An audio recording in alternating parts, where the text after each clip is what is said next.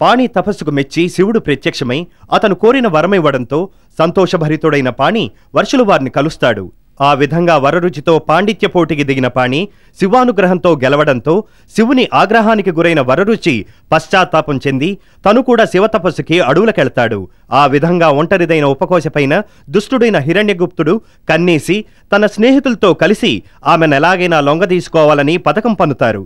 వారి ప్రయత్నాలను పసిగట్టిన ఉపకోశ తగిన విధంగా వారికి బుద్ధి చెప్పాలని నిశ్చయించుకుంటుంది. ఆ తర్వాతి కథ.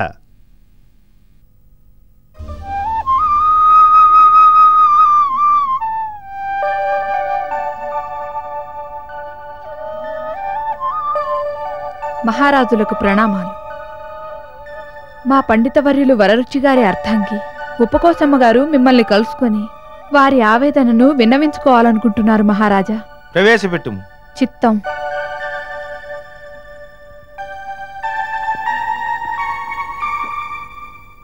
మహారాజులకు ప్రణామములు. మీరు? నేను పండితవర్యులు వరరుచి గారి భార్యని. పండితవర్యుల అర్ధాంగియా మీరు? ఇక్కడికి రావాల్సిన అగత్యమేమిటి? మీరు వచ్చిన కారణమేమిటమ్మా? మాకు పండితులన్నా గాయకులన్నా విద్వాంసులన్నా ఎనలేని గౌరవం. మీకొచ్చిన కష్టమేమిటో చెప్పమ్మా. మహారాజా, ఏమని విన్నవించను? ఈ విషయంలో మీ కడకు వచ్చినందుకు నన్ను క్షమించండి. ఇది నా జీవితానికి, ఒక స్త్రీ శీలానికి, మీ రాచమర్యాదలకు, వంశ ప్రతిష్టకు సంబంధించిన విషయం. ఏమన్నావు? ఒక స్త్రీ గౌరవానికి, రాచమర్యాదలకు, మా వంశ ప్రతిష్టకు సంబంధించిన విషయమా? చెప్పమ్మా. మా ప్రాణాలు ఒడ్డైనా సరే ఆ శీలవతి మాన ప్రాణాలను కాపాడుతాను. అది సందేహించక చెప్పమ్మా. అది మా వంశ ప్రతిష్టకు, రాచమర్యాదలకు సంబంధించిన విషయమన్నావు కనుక ఈ విషయంలో మేము వెంటనే చర్య తీసుకోవాల్సిందే. దోషులెంతటి వారైనా సరే శిక్షించాల్సిందే. నా భర్త వరరుచి వారు శివుని గూర్చి తపస్సు చేయడానికి అడవులకు వెళ్లారు. ఇదే అదనుగా భావించిన మీ హిరణ్యగుప్తుడు, కుమారమంత్రి, రాజపురోహితులు, దండనాథుల వారు నా మాన ప్రాణాల్ని దోచుకోవాలనుకుంటున్నారు. ఏమిటి మీరు చెబుతున్నది నిజమేనా? ప్రభువులతో పరాచికాల. సరే, మీరు నేను చెప్పినట్టు చేయండి. నేను మీ ఇంటికి మారువేషంలో వస్తాను. ఆ నలుగురు దుష్టులు మీ ఇంటికి వచ్చేలా చేయండి. వారి వ్యవహారము నేను అక్కడే తెలుస్తాను. మీరు వెళ్ళిరండమ్మా. ప్రణామములు. ప్రణామాలు.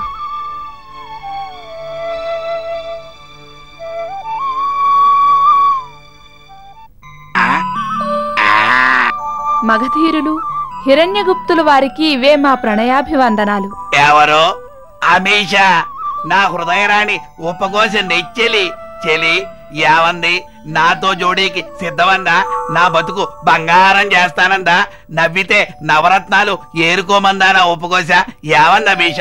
చెప్పమీష, నా హృదయరాణి నన్ను రమ్మందా? రమ్మంది హిరణ్యకశిపుల వారు.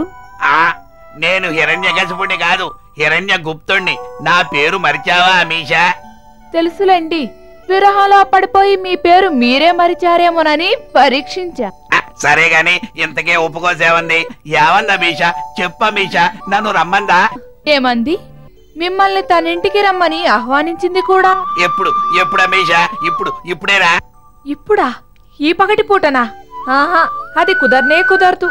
మరి అర్ధరాత్రి దాటిన మరుక్షణాన మిమ్మల్ని తన గృహానికి రమ్మని ఆహ్వానించింది. అమీషా, నువ్వు అమీషావు కాదు, నా అప్సరసవి. ఆహా, ఎంత శృంగార రస సంభాషణం నా చెవిలో వేశావు. నీకివే నా కృతజ్ఞతలు అమీషా. ఈ సందర్భాన ఇవిగో ఈ 10 వరహాలు పట్టుకెళ్ళి విందు చేసుకో. ఈ 10 వరహాలు నాకెందుకండి? ఓ 100 వరహాలు ఇచ్చారనుకోండి, మీకు పుణ్యము నాకు పురుషార్థము రెండూ దక్కేవి. బాధపడకు, ఉపకోసనాదవనే. అప్పుడు నా ఆస్తంతా మీదేగా. నేను మీ బానిసని, మీ ఇంటి కుక్కలాగా పడుంటాను. మంచిది, వస్తారుగా? వస్తాను. ప్రాణం పోయినా ప్రేతంలా వచ్చి ఉపకోసం నా సొంతం చేసుకుంటాను. వచ్చే ముందు కాసింత పన్నీరుతోటి స్నానం చేసి మీ మురికిని కడిగేసుకొని మరీ రండి. మిగిలిన మురికిని మేము కడిగేస్తాముగా. వస్తాను.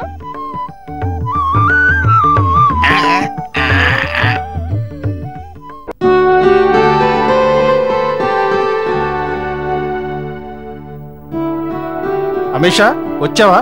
నీ రాక కోసమే నేను రాత్రింపవల్లో నిద్ర లేకుండా ఎదురు చూస్తున్నాను. నీకు తెలుసా? తెలుసు. అయితే ఇంత ఆలస్యందేనికి? సరే, నా హృదయేశ్వరి ఉపకోస నీ చేత పంపిన ఆ ప్రేమ సందేశం ఏమిటో? మీరంటే మీ ఉపకోసకు భయం, మహాభయం. ఎందుకో? మీరు మహా మొరటువారని, మొండికత్తి లాంటి వారని, శూలాల్లాంటి మాటలతో పొడిచి మనసుని గాయపరుస్తారని మా అమ్మగారు విన్నారట. అవును, ఇది నిజమేనా? అదా, నేను అలా ప్రవర్తించడం శత్రువుల వద్ద కాని సరస్సుల వద్ద కాదని మీ రాణితో తెలియజెప్పు. ఇంకో విషయం, ఈ రాజ్యపు మహారాజు ఉత్తి పిరికి వెదవ, యుద్ధం చేయలేని బలహీనుడు. ఈ రాజ్యం ఏనాటికైనా నా సొంతం కాగలదని మీ ఉపకోసంతో తెలియజెప్పు. ఇవన్నీ చెప్పాను. చెప్పావా? నా ఉపకోసం ఏమంది? ఏమంది? మిమ్మల్ని ఈ రాత్రికి వారింటికి ఆహ్వానించింది. మీతో ఏకాంతంగా గడపాలని కబురు పంపింది. చాలు, ఈ మాట చాలు. నా హృదయం అంతా నిండిపోయింది. నా ఉపకోసను ఏలుకోవడానికి వస్తానని నా మాటగా చెప్పు. అలాగే. సెలవా మరి? చెప్తాను రండి. ఛీ!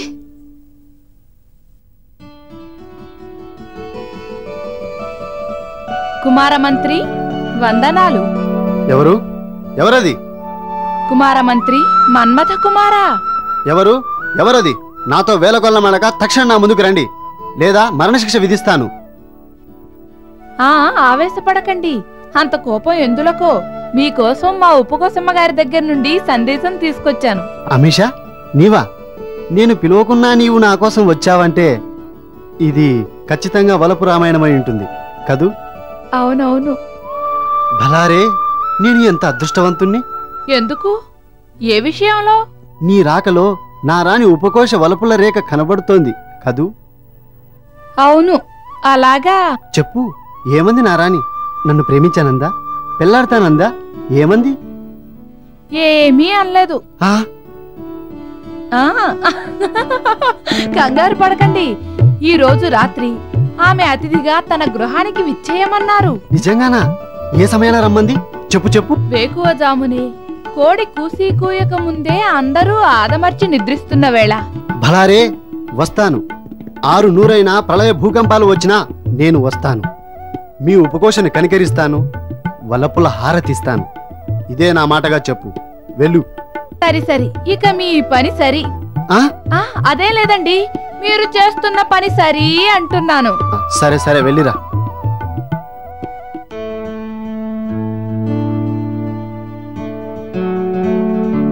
రాజపురోహితులకు రాసలీలల సంకేతాల నమస్సులు. శుభం శృంగారమస్తు. ఈ సంకేతం అద్భుత సౌందర్యరాణి తనువులో అణువులో అందాల రేఖను దాచుకుని ఈ భువిలో దారి తప్పి మన ముందు అవతరించిన స్నిగ్ధ, రంభ, ఊర్వశి, మేనక, తిలోత్తములను తనదన్నే ఉపకోశ పంపిందే కదూ? మీరు మొహం చూసి, హస్తరేఖలు చూసి జరిగింది, జరిగేది, జరగబోయేది చెప్పే అపరజ్యోతిష్కులు మాత్రమే అనుకున్నాను. కాదు, మీరు సరస నవరసాలలో సరస శృంగార సంభాషణలతో ఆరితేరిన కవి పండితులని నాకిప్పుడే తెలిసింది. మీ రాణియే కాదు, నీవు కూడా పరపురుషుణ్ణి మాటల బాణాలతో దాసోహం చేసుకోగల నేర్పున్న నెరజానవే సుమా. సర్లేండి, మా రాణి ప్రేమ సందేశం విన్నట్టే కదా, మీరు అంగీకరించినట్లే కదా, ఆగమేఘాల మీద వస్తున్నట్లే కదా. వస్తాను, తప్పకుండా వస్తాను. ఇంతకీ మీ రాణిగారు ఎప్పుడు రమ్మందో చెబితే సంతోషిస్తాగా. ఈ రోజు చీకటి పడి పడకముందే, వెళ్తురు వెళ్ళి వెళ్ళకముందే, దీపాలు ముట్టించిన మరుక్షణాన దొంగవాడిలా, బూచాడిలా దాగి మరీ రమ్మన్నారు మా ఉపకోసమ్మ గారు. వస్తారుగా? వస్తాను. ఆ సమయానికి రాజుగారు పిలిచినా పలక్కుండా మీ అమ్మగారి చెంతకు చేరడానికి వస్తాను. ఇదే నా మాటగా చెప్పు. వెళ్ళు. చెప్తా.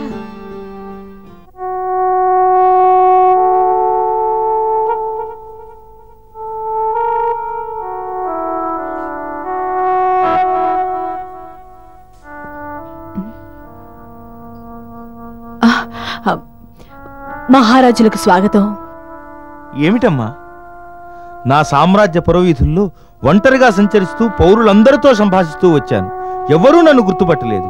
నీవు క్షణమాత్రంలో గుర్తుపట్టావే. మహారాజా, మట్టిలో దాక్కున్న వజ్రం వజ్రమే కదా, బురద పూసుకున్న మాణిక్యం మట్టిగడ్డ కాదు, కాబోదు కూడా. మీ రాజసం, మీ మొహంలో కనపడే ఆ స్వచ్ఛత, మీరు మహారాజని మాకిట్టే తెలిసిపోయింది. ఈ విషయంలో నా మాటల వల్ల మీకు బాధ కలిగిస్తే క్షంతవ్యూరాలని. లేదమ్మా, ఏ మనిషి తాను పుట్టిన పుట్టుక వల్ల, డబ్బు అధికారం వల్ల మహామనిషి కాలేడు.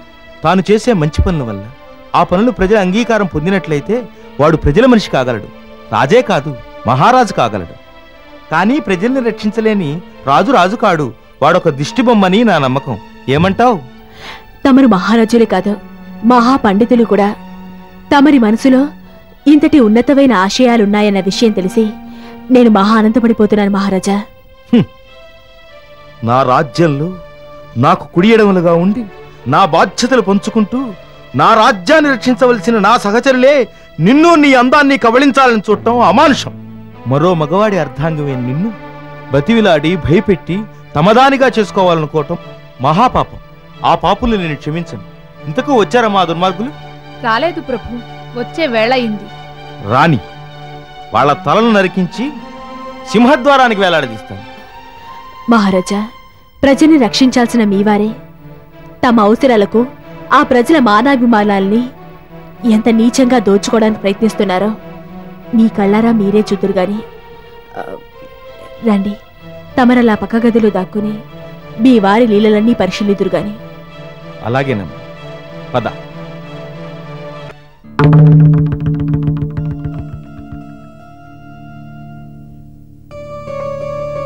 అమ్మా, అమిషా, వాళ్ళొచ్చే సమయమైంది.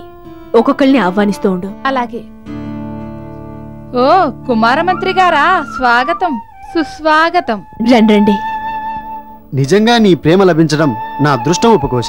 తొందరపడకండి. మిమ్మల్ని రమ్మంది ఈ సమయానికి కాదు కదా అమిషా? తెలుసు, కానీ నీ ఆలోచనలతో నాలో రేగే విరహాన్ని భరించలేక ముందే వచ్చాను. ఉండండి, కంగారు పడకండి. అదేమిటి, రాజపురోహితులు కూడా ఇట్టే మనింటి వైపే వస్తున్నారమ్మా. నేను మిమ్మల్ని ఒక్కరిని రమ్మంటే మీ రాజపురోహితులు కూడా చెప్పారా? అయ్యయ్యో, చెప్పలేదు. కానీ ఆ గుంటనక్క వినే ఉంటాడు. ఇప్పుడు ఏం చేయాలి? సరే, ఒక పని చేయండి. మీరు వెళ్ళి ఆ చీకటి గదిలో కళ్ళు మూసుకొని నిశ్శబ్దంగా ఉండండి. నేను ఎప్పుడు పిలిస్తే అప్పుడు రండి. అమిషా, అయ్యగారు నా చీకటి గదిలో తీసుకెళ్ళు. అలాగే, పదండి. ఉపకోశ, నా కోసం 1000 కళతో ఎదురు చూస్తున్నావా? నేనంటే నీకెంత ప్రేమో. అవును, మీరు బయలుదేరే ముందు తిథి, గడియలు, నక్షత్రాలు అన్నీ చూసుకునే బయలుదేరారా? ఓ, అన్నీ దివ్యంగా ఉన్నాయి. నీ ఈ సరసానికి నా కానుక ఈ వజ్రాల హారం. అబ్బా ఉండండి, అన్నీ తొందరే మీకు. అమ్మా అమ్మా, దండరాజుల వారు కూడా ఇటే వస్తున్నారు. మీరు ఆయన్ని తోడుగా రమ్మన్నారా? లేదు లేదు, ఆ దండనాథుడు దుష్టుడు కదా, అన్నీ పసిగట్టే ఉంటాడు. వాడికి ఏవో మాయమాటలు చెప్పి వెనక్కి పంపించు. అంతదాకా నేను మీరు ఆ గదిలో ఉండండి. అదే శ్రేయస్కరం. అమీషా, పద. పదండి.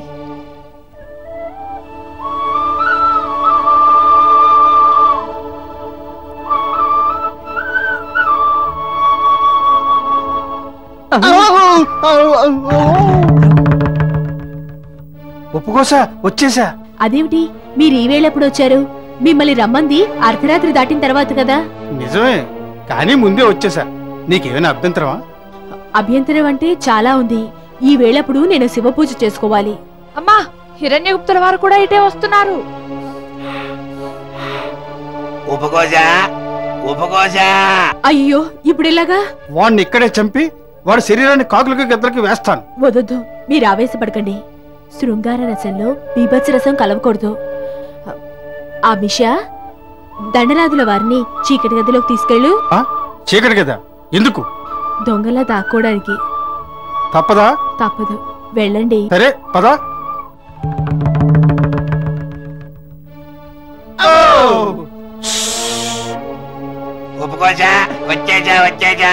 రండి, నగరపాలక మహాశయ, మీకిదే నా హృదయపూర్వక స్వాగతం. ఉపకోశ, నువ్వంటే నాకు అమితమైన ప్రేమ. ఇదిగో, నువ్వు నా సొంతం అయితే నా సంపాదన మొత్తం నీకే సొంతం. నా మాట నమ్ము, నీ మీద ఆనా. నేను మాట తప్పే మనిషిని కాను. అది సరే, మీకో ప్రశ్న వేస్తాను. సరైన సమాధానం చెప్పాలి. అడుగు ఉపకోశ, నువ్వే నా సొంతం అవుతున్నప్పుడు నీ దగ్గర దాచాల్సిన పనే ఉంది. అడుగు. అయితే నా భర్త వరరుచి నా ఇంటికి కావాల్సిన సరుకులు పంపడానికి కావాల్సిన ధనం మీకిచ్చాడా లేదా? అయ్యో, ఎంత మాట! నీ భర్త వరరుచి మహామనిషి. అతను అడవికి తపస్సుకు వెళుతూ నీ ఇంటికి సరుకులు పంపమని ఎంతో ధనమిచ్చి వెళ్ళాడు. కానీ నెలలా నీ ఇంటికి సరుకులు పంపితే నువ్వు నా దానివి కావడం కల్లా. అందుకే నేను అలా ధనం ఇవ్వలేదని అబద్ధం చెప్పా. అందుకే కదా ఇప్పుడు నన్ను నువ్వు మీ ఇంటికి ఆహ్వానించింది. ఇదిగో మరి ఇప్పుడు ఒప్పుకోస, నువ్వు నా దానివి. నువ్వు సరుకులకు గాని సంభావాలకు గాని ఇబ్బంది పడకూడదు. రే నీచుడా! మహారాజా తవరా! ఎంత దారుణాన్ని గుడిపెట్టావురా! నీ తలలకి కాకులకు గద్దలకు వేసినా కూడా పాపం లేదు. మహారాజా నన్ను క్షమించండి మహారాజా. నిన్ను క్షమించడమా? అమీషా, ఆ ముగ్గురిని కూడా ఈడ్చుకురా.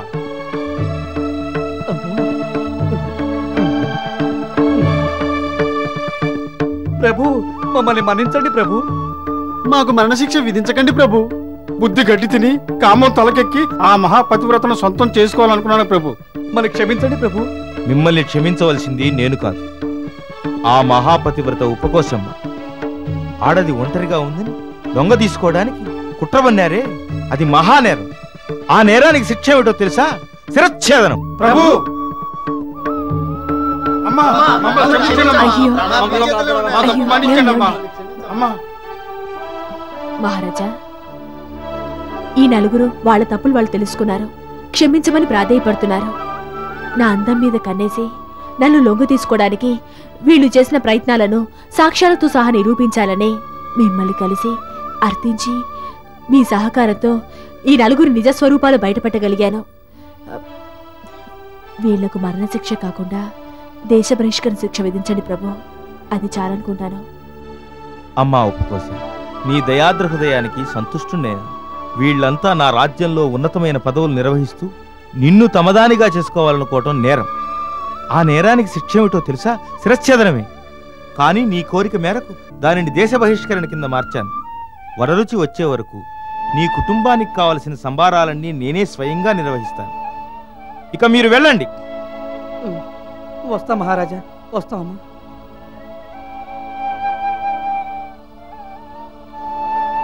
మహారాజా, రాజులంతా మీలాంటి దయాహృదయులే అయితే ఇక ఈ లోకంలో అబలలపై బలవంతుల దౌర్జన్యాలు సాగావు. మీరు చేసిన ఈ ఉపకారానికి నేను సదా కృతజ్ఞురాల్ని. అమ్మా, ఇంకొక విషయం. వరరుచి గారు రాగానే వారిని నా రాజ్యానికి ప్రధానమంత్రిగా నియమించాలని నిర్ణయించాను. వారి రాక కోసం ఎదురు చూస్తుంటాను. వెళ్ళిరానా మరి? చిత్తం ప్రభు.